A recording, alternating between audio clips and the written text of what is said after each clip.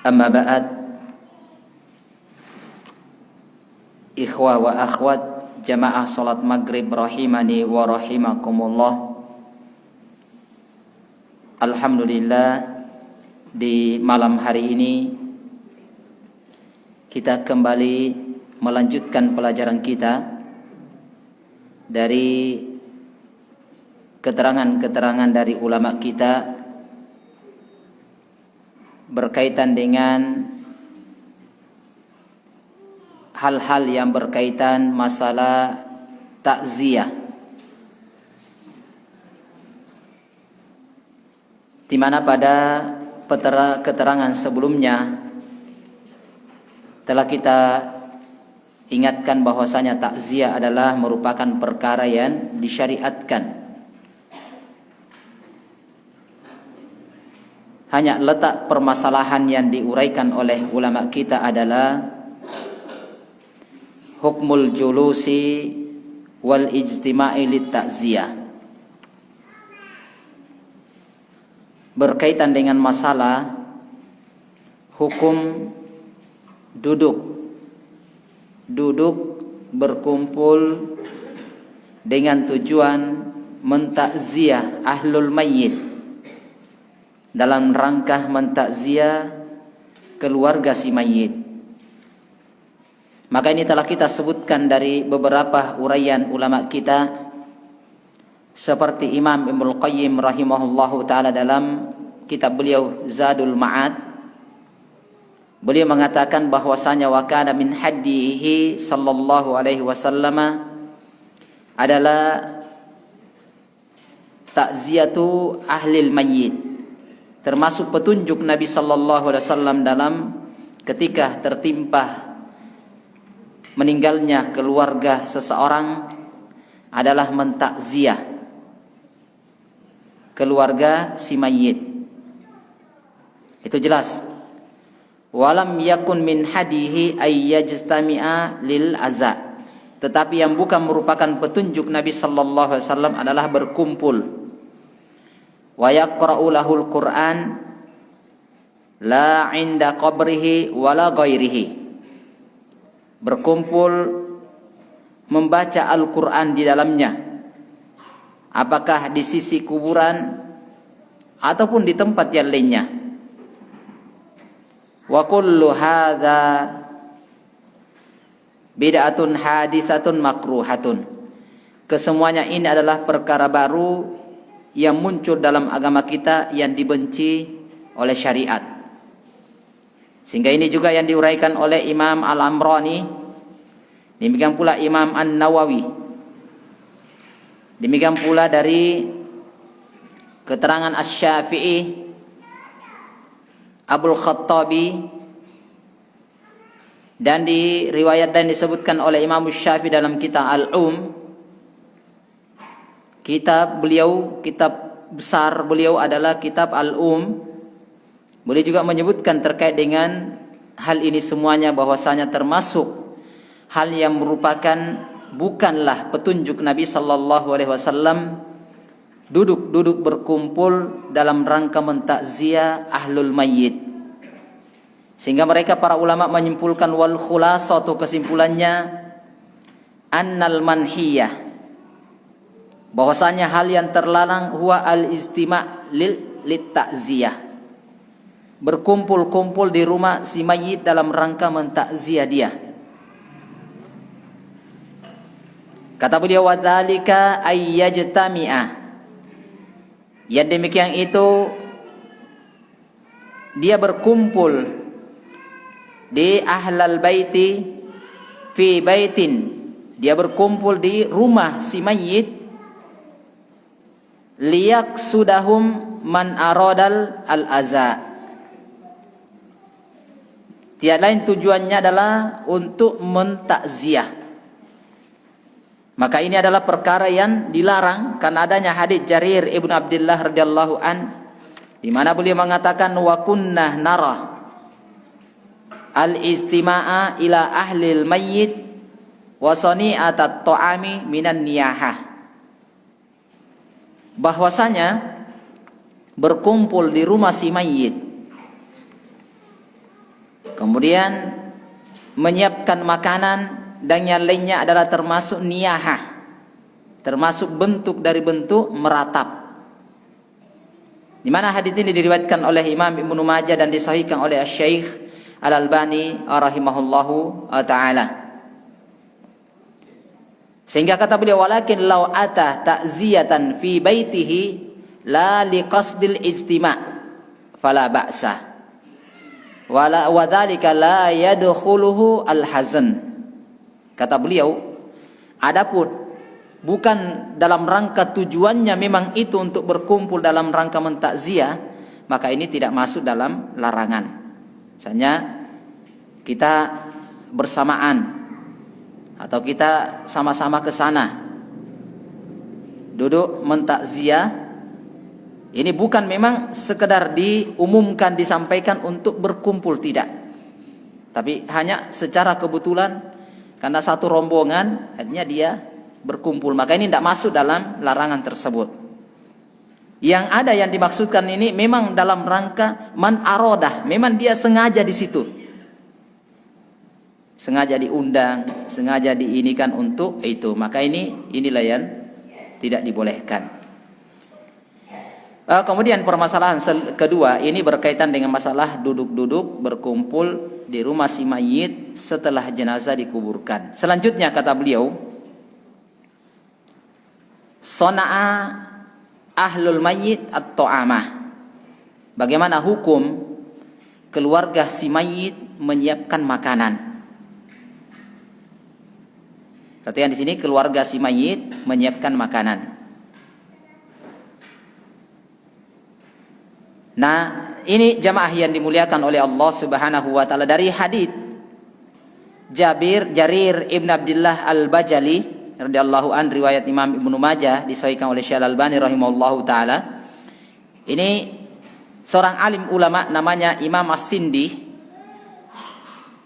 Dalam hasyiah beliau, catatan-catatan pinggir atau kaki dari hadits atau Sunan Ibnu Majah, kata-kata kunna nara, ketika ada hadits kita dapatkan para sahabat mengatakan kunna nara, kami berpendapat, maka kata-kata seperti ini adalah bimanzilati riwayati ijma'is sahabah atau takrirun Nabi sallallahu alaihi wasallam. Yang kedua adalah sama saja ini riwayat sahabat dari Nabi sallallahu alaihi wasallam. Yang kedua itu adalah merupakan takrir, persetujuan Nabi. Ini kata beliau, maka fahukmuhu ar-rafa, itu adalah ucapan Nabi kita Muhammad sallallahu alaihi wasallam. Ini. Oleh karena itu beliau rahimahullahu taala mengatakan, Imam As-Sindi beliau mengatakan, al-wardu ayyasna'an nasu at-ta'ama li ahli al-mayyit fajtima'un nasu fi baitihim hatta la yatakallafu li ajlihim ta'am qallaba lidzalik. Kata beliau, sebab kedatangan mereka ini sehingga pihak keluarga si mayit itu menyiapkan makanan untuk orang-orang yang datang, kemudian mereka berkumpul di rumah si mayit, maka ini adalah memberikan beban berat kepada keluarga si mayit, memberikan beban berat kepada keluarga si mayit. Ini kata Imam As-Sindi. Kemudian juga waqala Imam Asy-Syaukani rahimahullahu taala dalam kitab beliau Nailul Awtar, beliau mengatakan annahum kanu ya'udduna al-ijtima'a inda ahli al-mayyit ba'da dafnihi wa aklit ta'ami indahum naw'an minan niyahah. Ini kata Imam Asy-Syaukani. Beliau mengatakan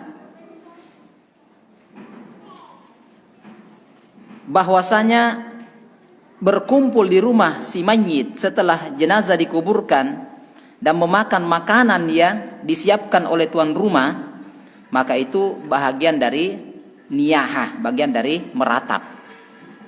Bagian dari meratap. Ini kata Imam Asy-Syaukani rahimahullahu taala. Kata beliau, wa ma fihi min mukhalafatis sunnah. Dan ini tentunya menyelisihi apa yang ditetapkan dan ditentukan oleh Nabi kita Muhammad sallallahu alaihi wasallam. Ini demikian pula dari keterangan Imam Ibnu Qudamah dalam kitab Al-Mughni.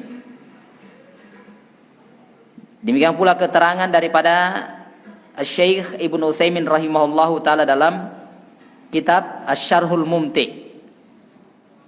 Beliau mengatakan begini, fatajidul baita alladhi usiba ahlahu ka'annahu baitu ursin. Jadi fatajidu, engkau mendapatkan rumah alladhi usiba ahlahu, yang mana keluarganya itu tertimpa musibah, ka'annahu baitu ursin, seperti walimatul urs. Kata beliau, wa hadza la syakka annahu minal bid'ah al munkarah. Ini perkara mungkar yang baru muncul dalam agama, kata Syekh Ibnu Utsaimin. Karena terkadang kita saksikan ada orang yang keluarganya meninggal, malah mereka adakan acara. Biasanya yang ada acara, kata Syekh Ibnu Utsaimin, itu hanya walimatul urs. Ternyata kematian pihak keluarga kita, ternyata kita juga membuat acara. Terkadang potong kambing, bahkan lebih dari itu potong sapi. Berarti ini sama dengan acara walimah pernikahan, kata beliau. Jadi sehingga mereka, Syekh Ibnu Utsaimin menerangkan keadaan mereka, bahwasanya mereka ini meninggal keluarganya tapi bahagia. Nah, ini keterangan dari Syekh Ibnu Utsaimin. Jadi beliau memberikan perumpamaan sekarang ini, kalau ada orang yang meninggal keluarganya seperti walimah. Tuh. Kemudian lanjut, kata beliau, wa ala hadza sana'a ahlul mayyit ta'ama yu'tabaru minal muharramat wan niyaha wal bidah. Kalau ini keterangan beliau. Oleh karena itu menyiapkan makanan pihak keluarga si mayit untuk para tamu dan orang-orang yang datang di rumahnya ini termasuk perkara yang dianggap hal-hal yang diharamkan. Ini kata beliau, yu'tabaru minal muharramat wan niyaha wal bidah, termasuk meratap dan perkara baru yang muncul dalam agama kita. Demikian pula keterangan seorang alim ulama namanya Ibnu Sabbaq dalam kitab Al-Bayan. Beliau menerangkan, wa amma islahu ahlil mayyit ta'aman wa jama'an nas alai falam yunqal fihi. Kata beliau, adapun keluarga si mayit menyiapkan makanan dan mengumpulkan manusia di tempat tersebut, ini kata beliau, falam yunqal syai'an wa huwa bid'atun ghairu mustajabah atau mustahabbah atau ghairu mustajibah. Kata beliau bahwasanya seperti ini tidak ternukilkan sedikit pun dari Nabi kita Muhammad sallallahu alaihi wasallam. Tidak ada seperti itu. Tidak ada seperti itu. Bahkan kata beliau, wa huwa bid'atun ghairu mustajib. Ini perkara baru yang muncul dalam agama kita. Maka ini jamaah yang dimuliakan dan dirahmati oleh Allah Subhanahu wa taala, perkara yang tidak dibolehkan seperti ini, artinya menyiapkan makanan untuk orang-orang yang datang. Ini. Terus muncul permasalahan selanjutnya begini. Menyiapkan makanan untuk orang-orang yang datang melayat atau mentakziah keluarga si mayit, maka orang-orang yang datang ini tidak boleh memakan makanan yang ada disiapkan atau yang dihidangkan oleh keluarga si mayit. Nah, pertanyaan sekarang, gimana kalau saya ini dari keluarga jauh? Kan rata-rata yang datang tetangga ataupun keluarga-keluarga, ternyata ada yang keluarga jauh. Apakah boleh disiapkan makanan untuk keluarga yang jauh ini? Kebetulan dia bermalam lagi di situ. Misalnya contoh, kejadian di Majanang sini, keluarganya dari Bulukumba. Mau PP mau bolak-balik ini jauh. Maka akhirnya keluarga-keluarga dari Bulukumba ini mereka bermalam. Maka otomatis kalau bermalam di rumah, maka pasti tuan rumah akan menjamu dia, memberi makanan yang lainnya. Kira-kira yang bermalam ini boleh memakan makanan yang ada di rumah keluarga si mayit, keluarganya yang meninggal ini, atau tidak? Nah, lihat ini dibahas oleh para ulama. Lihat. Fa idza kana al-aza'u min makanin ba'id. Jika orang-orang yang mentakziah ini datang dari tempat yang jauh, hal yajuzu lahum ayyasna'a ta'aman lahum tadyifan. Apakah boleh keluarga si mayit menyiapkan makanan untuk mereka?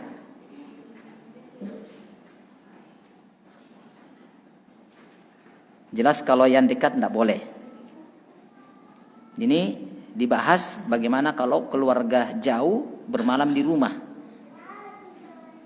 Ini tidak disiapkan, hanya dia sendiri yang menyiapkan untuk dirinya. Kira-kira bagaimana? Ini tentunya dua perkara yang berbeda ya. Dia disebutkan disiapkan, dan ini dia sendiri menyiapkan. Maka ini lihat keterangan Imam Ibnu Qudamah rahimahullahu taala. Qala Imam Ibnu Qudamah rahimahullahu taala fil Mughni, wa in da'atil hajatu ila dzalika jazah.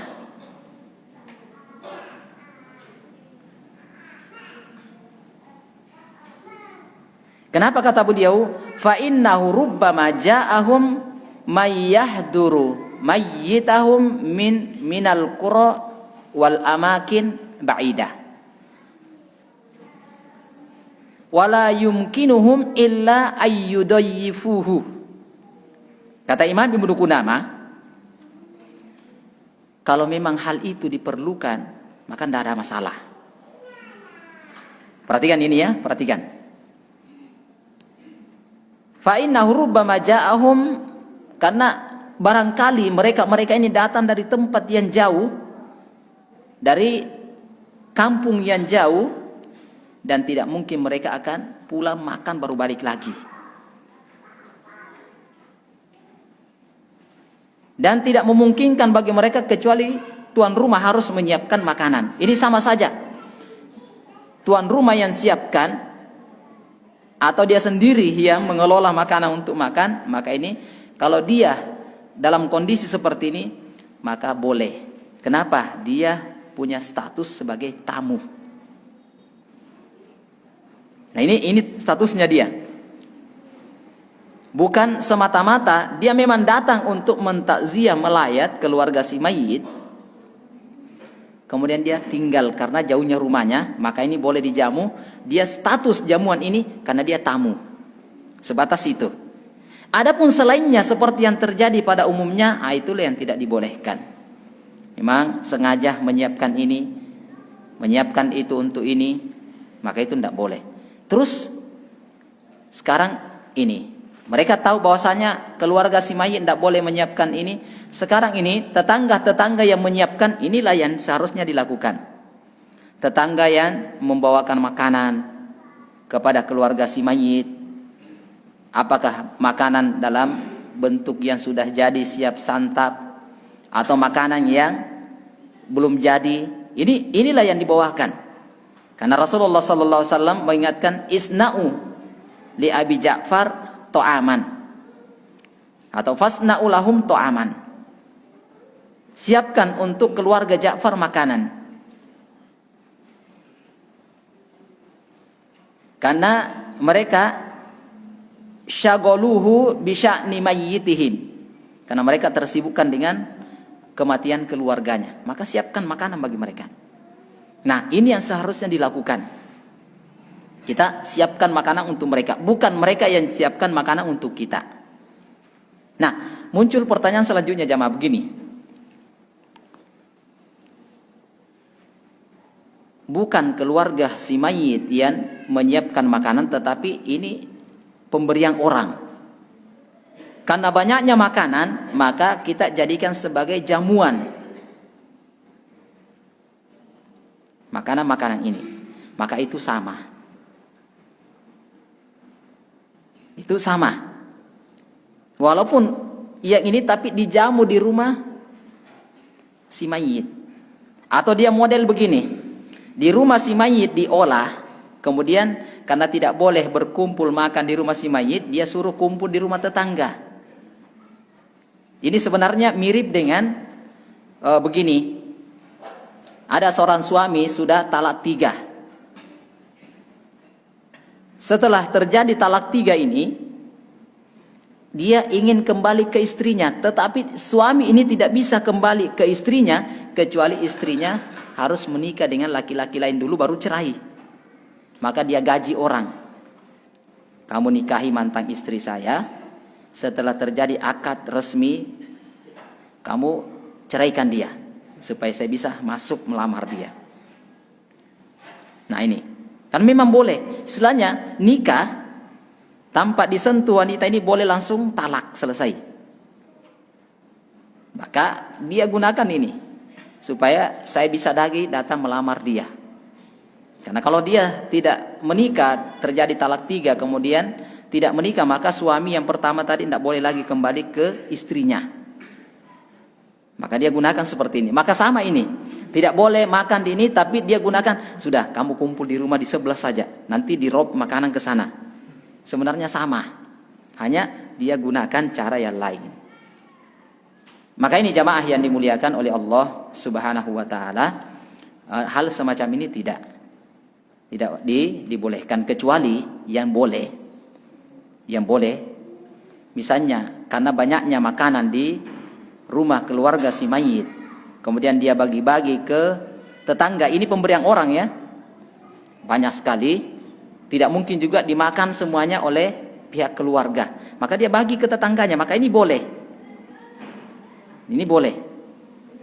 Dia bagi ke tetangganya karena banyak sekali, maka ini bab yang lain, tidak masuk dalam lingkup yang telah diterangkan oleh para ulama. Bab yang lain. Dia ingin daripada terbuang-buang tidak termakan, dia bagi-bagi atau dia serahkan kepada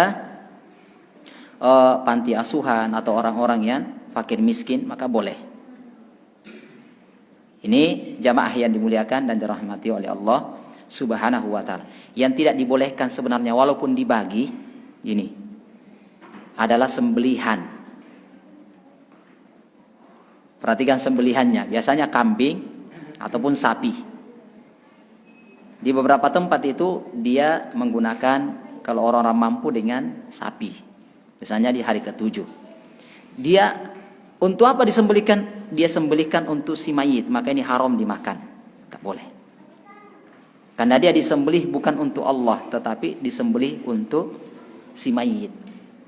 Maka itu adalah termasuk hal yang diharamkan untuk dimakan. Walaupun dikirimkan ke rumah, dibawakan ke rumah, ini tidak boleh dimakan.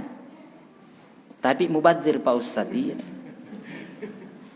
Bukan masalah mubadzirnya kalau hal ini, karena ini merupakan sembelihan. Adapun kalau bukan merupakan sembelihan, dan ini bukan dari pihak keluarga si mayit yang menyiapkan, karena kebanyakan maka dia bagi-bagi, maka ini tidak ada masalah. Jadi antum detailkan titik permasalahan supaya ini tidak disamaratakan. Oh ini sama saja. Jadi antum detailkan titik permasalahan di keterangan dari keterangan ulama kita. Ini wallahu taala alam bissawab. Inilah sehingga Imam Al-Muzani menerangkan dari Imam Syafi'i rahimahullahu taala, kata beliau, Wa uhibbu li qarabatil mayyit wa jiranihi ay ya'malu li ahlil mayyit fi yaumihim wa lailatihim ta'aman, yaitu yusyabbi'ahu.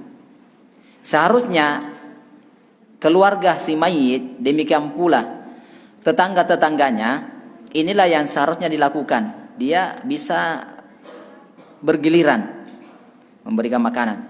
Hari ini saya yang tanggung makanannya keluarga si mayit semuanya. Besok tetangganya lagi yang lain. Ini lagi tiap hari. Jangan bersamaan hanya satu hari. Ini jamaah yang dimuliakan. Kata beliau, fa innahu sunnatun wa fi'lu ahlil khair. Kalau seperti inilah yang disunnahkan. Mengirimkan makanan dalam bentuk yang sudah siap untuk keluarga si mayit. Dan itu perbuatan baik. Ini kata Imam Syafi'i rahimahullahu ta'ala. Demikian pula keterangan Imam Ibnu Qudamah dalam kitab Al-Mughni, kata beliau, wa innahu yustahabbu islahut ta'amin li ahlil mayyit yuba'atsu ilaihim i'anatan lahum wajibran liqulubihim atau wajibran liqulubihim. Karena terkadang mereka sibuk dengan kondisi dan keadaan mereka. Maka ini disunnahkan menyiapkan makanan untuk keluarga si mayit. Dikirimkan kepada mereka, bisa di siang hari, bisa di malam hari.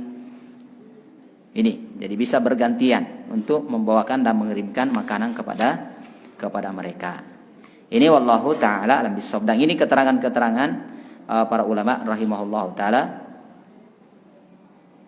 Adapun sona'a ahlul mayyit ta'aman fahuwa laisa bisunnah.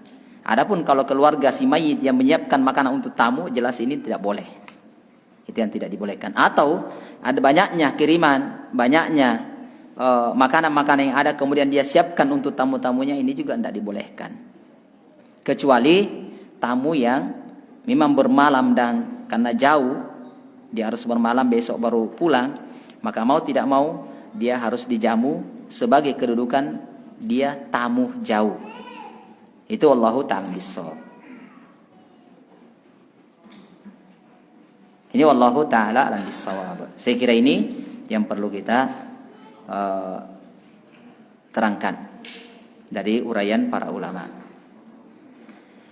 Kemudian di sini misalnya ada keterangan dari ulama kita berkaitan dengan bolehkah kita mentakziah. Kalau jelas orang-orang Islam itu hal yang disyariatkan untuk mentakziah mereka.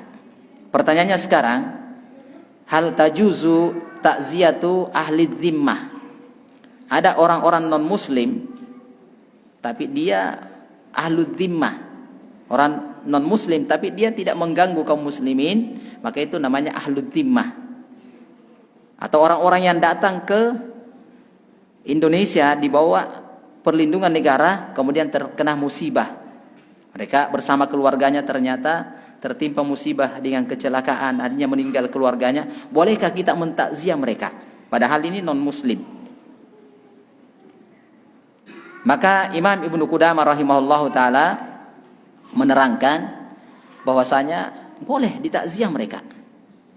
Boleh mentakziah mereka sebagaimana Rasulullah sallallahu alaihi wasallam beliau mengatakan ata gulaman minal yahudi kana maradun ya'uduhu faqa'ada inda ra'sihi.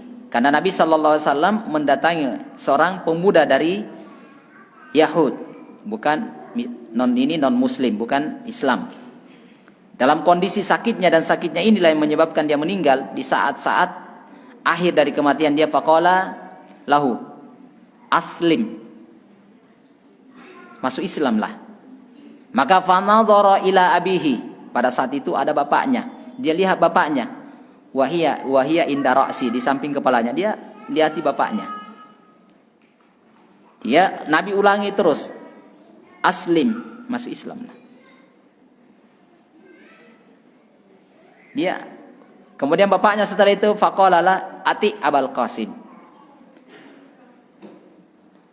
dengarkan, ikuti dia. Yaitu Abul Qasim, ini kunyanya Nabi kita Muhammad sallallahu alaihi wasallam. Fa aslama, ternyata anak ini masuk Islam. Ini. Maka faqaman Nabi sallallahu alaihi wasallam, Nabi berdiri. Wa huwa yaku dalam keadaan mengatakan alhamdulillah. Segala puji hanya milik Allah Subhanahu wa taala, alladzi anqadhahu bi minan nar. Akhrajahul Bukhari. Maka Nabi langsung berdiri dan memuji Allah, alhamdulillah. Segala puji hanya milik Allah, disebabkan dengan tangan saya, disebabkan oleh saya, dia selamat dari api neraka. Maka dari sinilah kata para ulama rahimahullahu taala, dari hadits ini menjelaskan tentang bolehnya mentakziah keluarga si mayit.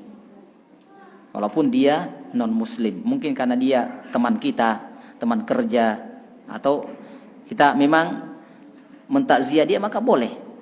Ini tidak ada larangan dalam masalah ini. Inilah dengan adanya riwayat dari Imamul Bukhari rahimahullahu taala. Ini salah satu juga diantara keterangan para ulama untuk bagaimana bisa ta'liful qulub, untuk melunakkan hati mereka. Mudah-mudahan dengan itu bisa masuk Islam, atau setidaknya kalau dia tidak masuk Islam, dia bisa menjaga kita dari kejelekan orang-orang yang lain. Maka ini semuanya adalah termasuk hal yang baik. Kata beliau, fahuwa aula bil qabul. Ini kata beliau. Maka ini jamaah yang dimuliakan dan dirahmati oleh Allah Subhanahu wa taala. Jadi ingat ya, boleh mentakziah walaupun non muslim. Banyak sebab, mungkin karena teman dekat atau yang lainnya, maka tidak ada masalah. Hanya tentunya sebatas yang memang dalam hal tersebut. Bukan kita mengikuti ajaran-ajaran mereka, ritual-ritual mereka, tidak. Hanya dalam rangka bagaimana menghibur dan mentakziah mereka. Saya kira ini wallahu ta'ala alam bissawab. Kemudian yang akhir dari keterangan Asy-Syaikh bin Baz rahimahullahu taala, ini juga termasuk penting kita bacakan. Ini ada faedah.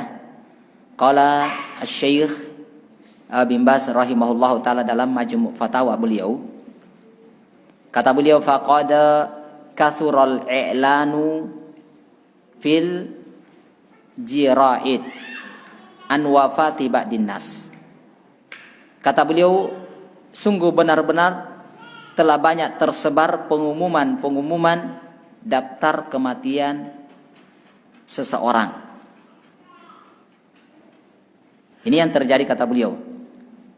Maka mereka mengatakan dari pengumuman ini, wahum yasifunal mayyita fihim bi annahu maghfurun lah aw marhumun aw ma asbaha dzalika min kaunihi min ahlil jannah.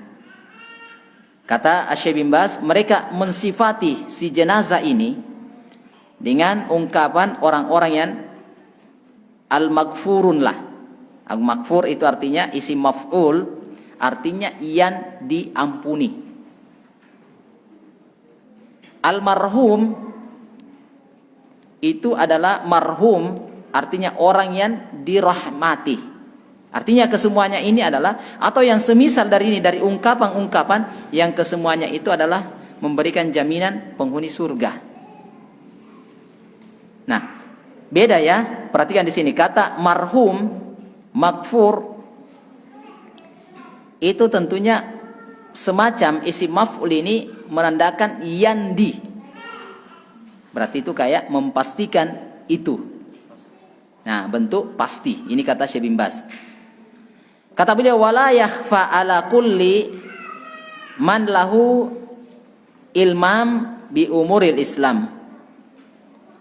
Tentunya bagi orang-orang yang punya pengetahuan terkait ilmu-ilmu atau ilmu syariat, akidah yang benar dalam Islam berkaitan dengan pengumuman seperti ini, kata beliau, memberikan jaminan orang dia di surga, dia diampuni, dia dijamin dirahmati, la ya'lamuha illallah, tidak ada yang tahu kecuali Allah.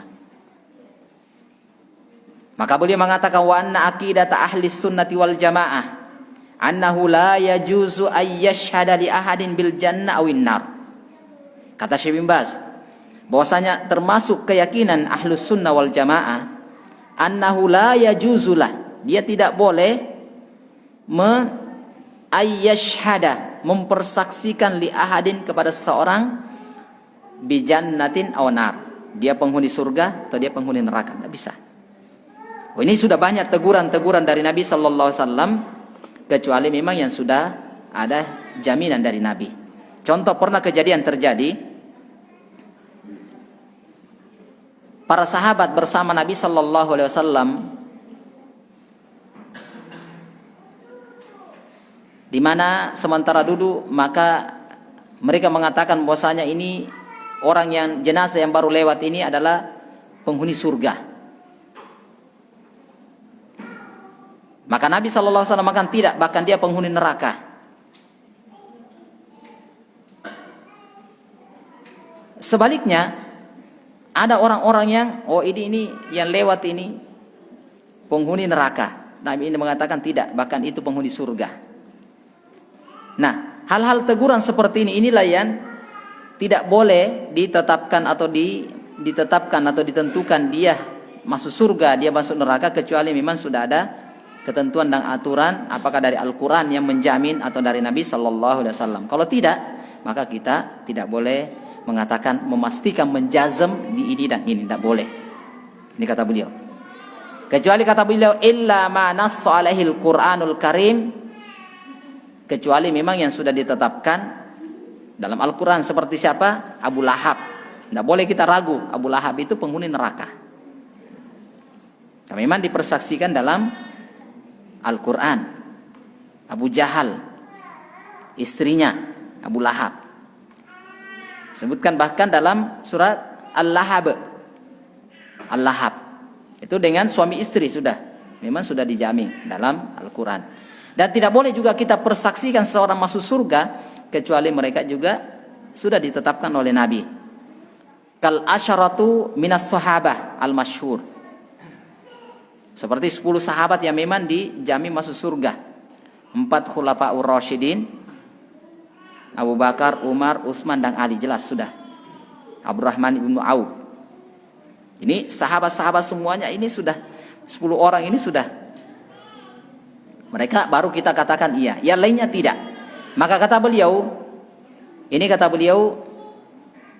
mithalu dzalik, contoh, fil makna syahadatu lahu bi annahu maghfurullah au marhum. Kata beliau dengan kata sahabat ini, maghfur. Maghfur berarti kita memastikan dia sudah diampuni. Itu artinya kalau isi maf'ul. Yandi berarti sudah ini. Marhum berarti yang sudah dirahmati. Dari mana kita bisa menjamin itu? Tidak ada. Jadi bagaimana cara untuk mengucapkan ini? Misalnya orang yang sudah meninggal kita ingin doakan. Oh ini tidak Pak Ustadz. Ini kata beliau, lihadza yambagi ayyuqala badalan minha. Ganti kata maghfurun marhumun dengan kata apa? Ghafarallahu lahu. Ghafarallahu lahu, semoga Allah merahmati beliau. Kita sebutkan telah meninggal si fulan, ghafarallahu lahu au rahimahullah, semoga Allah merahmati beliau. Tidak boleh kita meninggal ini sumbangan dari almarhum. Nah, tidak boleh. Karena langsung dijamin dia sudah dirahmati. Tapi kita ini sumbangan dari keluarga yang telah meninggal dengan rahimahullahu ta'ala, semoga Allah merahmati beliau. Nah itulah yang disebutkan oleh para ulama rahimahullahu ta'ala. Atau kata beliau, gunakan kata-kata yang tidak ada di dalamnya bentuk menjazm, menjamin, tetapi yang ada mendoakan dia di atas kebaikan. Kita doakan mudah-mudahan Allah mengampuni dia, mudah-mudahan Allah merahmati dia, mudah-mudahan Allah memasukkan dia ke dalam surga, mudah-mudahan dia dijauhkan dari api neraka. Itu sesuatu yang bentuknya doa. Jadi jangan mengatakan sama ji. Jadi tidak bisa ya. Dalam ilmu bahasa Arab itu perubahan suatu kata itu memiliki makna tersendiri. Itu beda antara kata ghafara dengan maghfurun, itu satu kata. Tapi ada perubahan namanya. Mengalami perubahan dalam ilmu tasrif atau sorof. Jadi ghafarallahu lahu. Itu artinya semoga Allah mengampuni dia. Kalau perempuan ya ghafarallahu laha. Atau rahimahullahu, semoga Allah merahmati dia. Atau rahimahallahu, semoga Allah merahmati mereka. Nah itu kita coba ganti, apalagi kita yang belajar, jangan juga seperti yang dilakukan oleh mereka. Ini salah satu juga pentingnya kita belajar. Biasanya hal-hal yang kita anggap biasa ternyata itu memiliki makna yang berbeda. Saya kira itu, wallahu ta'ala bissawab. Ini selesai berkaitan dengan masalah seputar takziah secara singkat. Yang ada nantinya insyaallah tentang beberapa ketentuan seputar ziarah kubur. Ini akan kita uraikan, dan beberapa hal yang berkaitan dengan adab-adab ziarah kubur juga akan diuraikan, serta manfaat daripada ziarah kubur insyaallah. Mudah-mudahan bisa 1 kali pertemuan atau paling lama 2 kali, baru kita akan ganti pembahasan insyaallah taala. Kita cari pembahasan-pembahasan yang tentunya hal yang penting, karena di sini juga akan dibahas berkaitan bagaimana hukum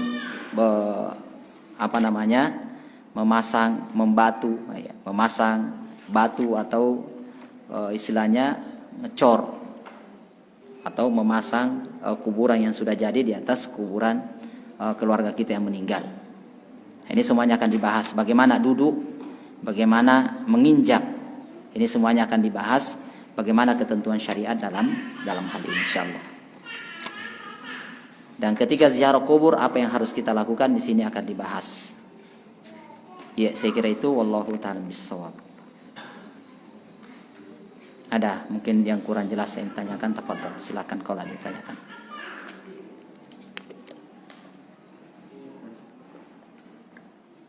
Tafadhol.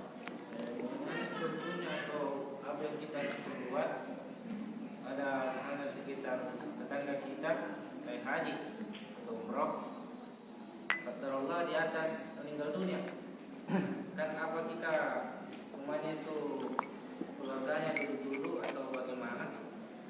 Iya. Jadi sama ya. Walaupun jenazahnya tidak ada, biasanya kalau kecuali orang-orang yang mampu, biasanya itu dipulangkan jenazah yang meninggal di Arab Saudi, misalnya umroh atau haji. Tetapi kebanyakannya tidak.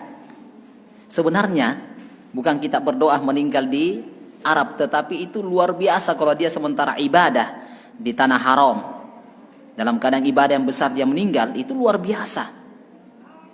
Di tanah haram lagi dikuburkan, ini subhanallah, disolati oleh ribuan manusia. Orang-orang yang sementara beribadah, itu bukan Nabi saja menjamin, 40 orang saja mensolati ahlu tauhid. Subhanallah. Ini apalagi kalau sementara haji dia disolati dengan sekian imam yang luar biasa, disolati oleh para ulama, ini luar biasa. Itu. Nah, berkaitan dengan ini, kira-kira tetap apakah boleh kita mentakziah keluarga si mayit? Dia sama. Walaupun jenazahnya tidak ada sampai di sini, maka tetap takziah tetap berjalan, karena takziah itu adalah menghibur. Bagaimana kita menjadikan dia bisa bersabar, mengingatkan seperti itu. Ya mungkin salah satu di antara kita ini harus banyak-banyak bersyukur, walaupun berat, menyakitkan, tapi luar biasa ini. Kenapa orang tua Anda meninggal dalam saat ibadah di tanah yang mulia, di tanah yang haram? Ini artinya seperti itu mungkin saja bisa jadi motivasi kita untuk menjadikan dia bisa bersabar. Jadi tetap takziahnya jalan. Dan kita datang melayat di rumah si jenazah, di si mayit. Ini wallahu ta'ala bisa. Dan pada umumnya kalau di Saudi itu dia tidak lama. Segera ada memang penyelenggara, ada sebagian perkara yang tersebar di tengah masyarakat bahwasanya katanya kalau orang meninggal di Arab Saudi itu dibuang, dilempar, itu enggak. Itu anggapan yang tidak benar. Mereka memang ada pengurus yang mengurusi itu tentang jenazah. Ada yang meninggal, biasanya diumumkan siapa keluarga, tidak. Setelah itu akan diambil alih kalau tidak ada yang ini, diambil langsung oleh pengurus jenazah di tempat tersebut. Kemudian diselenggarakan, disolati, diinikan. Ini wallahu taala bissawab. Ya, saya kira itu. Ya. Ini ada beberapa pertanyaan Ustaz. Pertama, Bismillah, izin bertanya Ustaz. Kalau kita sudah ngaji, kita sudah tahu hukumnya mengadakan tahlilan tidak sesuai tuntunan, tapi sebagian besar keluarga masih mengadakan tahlilan. Yang saya tanyakan, misalkan saya bantu-bantu nyapu, kupas bawang, cuci piring untuk keperluan malamnya akan tahlilan, apakah saya termasuk tolong-menolong dalam berbuat maksiat kepada Allah Subhanahu wa taala karena belum sampai ilmu sebagian besar keluarga dalam banyak hal-hal sunnah yang tidak sesuai dengan tuntunan? Iya, betul. Tapi ini sudah jelas ya, ada ta'awun dalam hal ini, jadi ta'awun. Sama kalau kita tidak masuk ini, apalagi siapkan bawang, ini kan jelas ta'awun dalam hal ini untuk menyiapkan itu. Kita belikan air minum saja, itu masuk dalam bentuk ta'awun. Kalau kita mau berbuat baik, kita mau 10 dos 200.000 misalnya, sumbangkan saja ke masjid, saya mau ini. Walaupun tidak ditahu pihak keluarga, itu jauh lebih bermanfaat daripada kita, walaupun tidak dilihat sama pihak keluarganya, itu jauh lebih bermanfaat daripada kita beli diminum untuk orang yang berkumpul di situ. Mungkin kita dapat bagian dosa dari itu. Jadi ini diupayakan bagaimana caranya tidak terjadi masalah di pihak itu, kita juga bisa terlepas. Nah, ini memang yang banyak kita alami saat ini. Artinya di sinilah butuhnya kita banyak bersabar. Kalau misalnya kita terkena musibah di sini, kita ingin menyampaikan ini tapi tidak bisa, minimal kita tidak terlibat dalam acara tersebut. Itu Allahu ta'ala bissawab. Iya. Yang kedua Ustaz, bagaimana jika terlanjur menerima makanan dari keluarga si mayit dalam rangka 7 hari kematian atau 40 hari kematiannya? Apakah haram untuk dimakan dan bagaimana dengan makanan tersebut? Iya, itu telah kita ingatkan tadi. Kalau misalnya dia berupa kue, nasi, maka sebagian para ulama membolehkan dengan alasan daripada dibuang. Walaupun sebagiannya juga mengatakan memang tetap tidak, jauhi, itu jauh lebih aman daripada memakan. Adapun masalah sembelihannya jelas tidak boleh. Tidak boleh sembelihannya. Kalau misalnya ini boleh diberikan makanannya, kalau ini ke hewan-hewan yang ada, jangan dibuang, bisa dimanfaatkan untuk ayam atau yang lainnya kalau kita mau aman. Gitu. Kalaupun kita menolak, itu tolaklah dengan cara yang halus.